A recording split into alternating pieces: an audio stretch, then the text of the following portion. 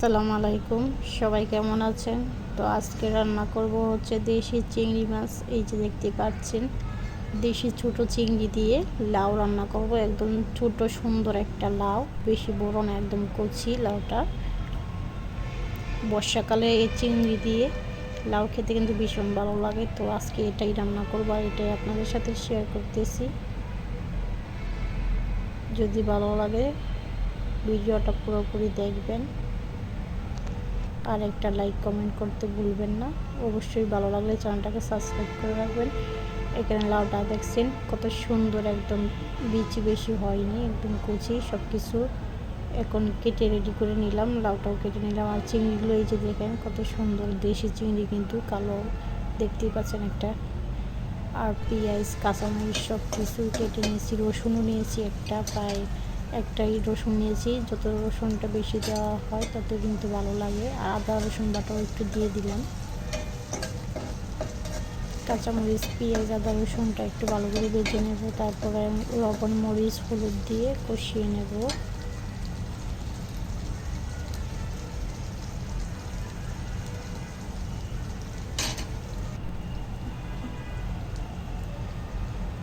আদার গ্যারানটা যাওয়া পর্যন্ত ভেজে নিয়েছি। এখন লবণ মরিচ হলুদ যেগুলো লাগে সব কিছুই দিয়ে দেবো, ধনিয়ার গুঁড়া। আর অবশ্যই লাউয়ের মধ্যে কিন্তু একটু হলুদ কম দিতে হয়, আর আমিও সেটাই করব। জাল আর হলুদ কম দিতে হয়, তাহলে খেতে ভালো লাগে।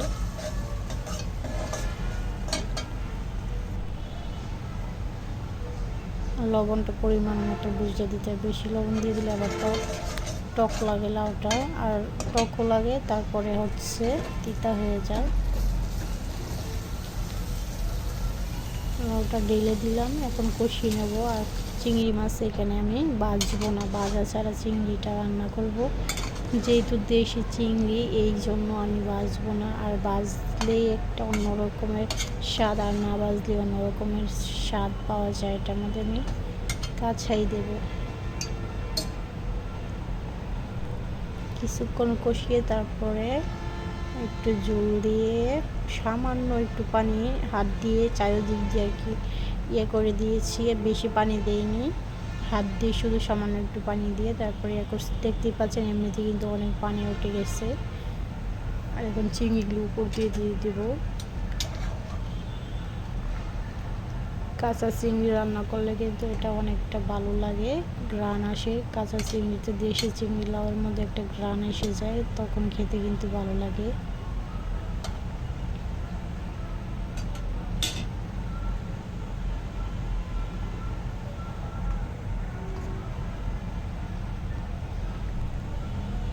তো রান্না করা শেষ হয়ে গেছে পুরোপুরি। এই তো দেখতে পাচ্ছেন আমি নিয়ে এসে পড়ছি। আর এখনও পুরোপুরি ঠান্ডা হয়নি, গরমই আছে এখনও। ঠান্ডা হলে এটা দেখতে আর একটু সুন্দর লাগবে। আর লাউটা বেশি আমি সিদ্ধ করিনি, বেশি সিদ্ধ করলে কিন্তু যে কোনো সবজির স্বাদ থাকে না, সেই জন্য। আর এখন আমি তো খেতেই বসে পড়বো। মাশাআল্লাহ অনেক ভালো লাগছিল খেতে কিন্তু লাউটা। আর এখন আমি ভাত দিয়ে খাবো, দেখবো কীরকম হয় খেতে।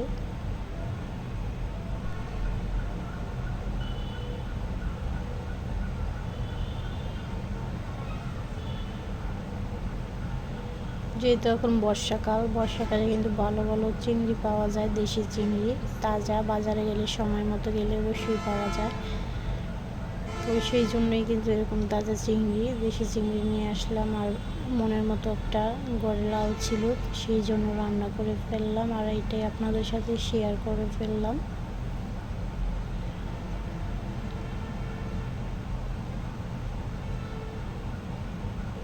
তাই সবাই ভালো থাকবেন, সুস্থ থাকবেন।